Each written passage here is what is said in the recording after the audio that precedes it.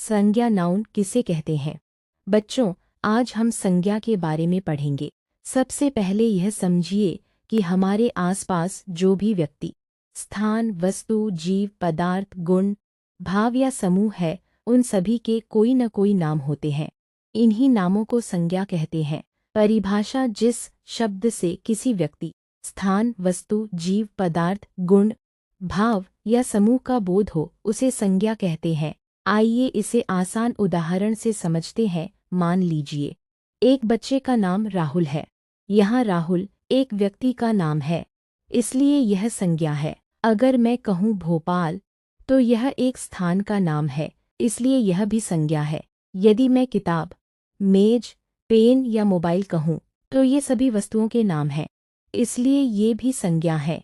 इसी प्रकार गाय, शेर, कुत्ता और चिड़िया जीवों के नाम हैं, इसलिए ये भी संज्ञा है। सोना, चांदी, पानी और दूध पदार्थों के नाम हैं, इसलिए ये भी संज्ञा है। अब बात करते हैं गुण और भाव की। ईमानदारी, सच्चाई, खुशी, दुख, प्रेम और साहस दिखाई नहीं देते, लेकिन उनका अनुभव किया जा सकता है, ये भी संज्ञा कहलाते हैं।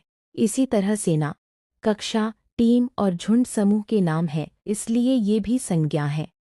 याद रखने की आसान ट्रिक: जिसका भी कोई नाम होता है, बस संज्ञा होती है।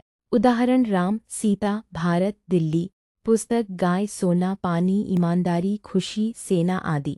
एक व्यक्तिवाचक संज्ञा: जिस संज्ञा से किसी विशेष व्यक्ति, स्थान या वस्तु का बोध हो, उसे व्यक्तिवाचक संज्ञा कहते हैं। उदाहरण: राम, सीता, भारत, भोपाल, गंगा, ताजमहल।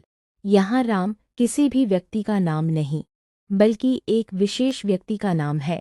इसी प्रकार भोपाल एक विशेष शहर का नाम है, इसलिए ये व्यक्तिवाचक संज्ञा है।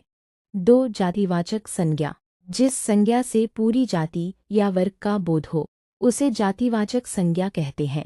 उदाहरण: लड़का, लड़की, शिक्षक, छात्र, शहर, नदी, पुस्तक, गाय।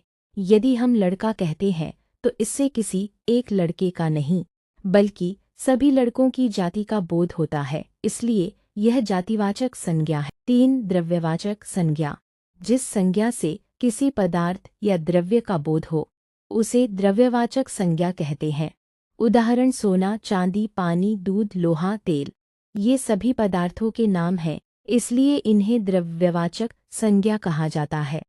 4. भाववाचक संज्ञा: जिस संज्ञा से किसी गुण, अवस्था, भाव या मन की भावना का बोध हो, उसे भाववाचक संज्ञा कहते हैं। उदाहरण: ईमानदारी, सच्चाई, प्रेम, खुशी, दुख, साहस, बचपन। इन चीज़ों को हम देख नहीं सकते, लेकिन महसूस कर सकते हैं, इसलिए ये भाववाचक संज्ञा हैं। 5. समूहवाचक संज्ञा: जिस संज्ञा से व्यक्तियों, जीवों या वस्तुओं के समूह का बोध हो, उसे समूहवाचक संज्ञा कहते हैं। उदाहरण: सेना, कक्षा, झुंड, भीड़, टीम, परिवार। जैसे सेना बहुत सारे सैनिकों का समूह है और परिवार कई सदस्यों का समूह होता है, इसलिए ये समूहवाचक संज्ञा हैं।